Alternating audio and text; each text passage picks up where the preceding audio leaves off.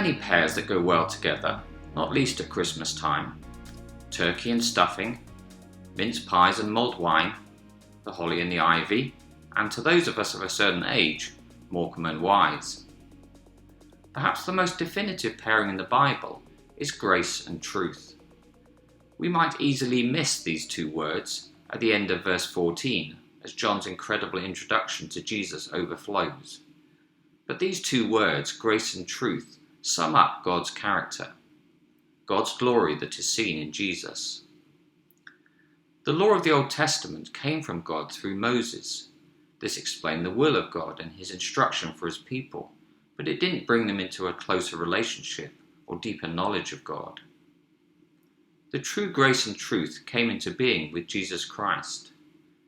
This divine combination of attributes had been revealed to the prophets of the Old Testament, who foretold the coming of Jesus Christ into this world.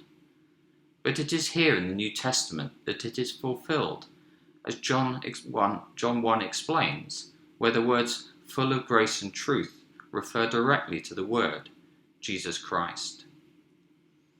The first coming of the Christ, at that first Christmas in a lowly manger in a small backwater village in Judea, was both a revelation and a revolution, and changed the world and our relationship with God forever. In Jesus we can experience undeserved kindness and total honesty, truth. The Word became flesh, not to point out our faults or to wipe us out, but to reach out to us and show us compassion, grace. Now, truth demands justice, and God's righteousness means that he punishes sin. But his unfathomable love for us, each and every one of us who he so wonderfully created, unique and special, means that he sent his one and only Son to take the punishment that we deserve.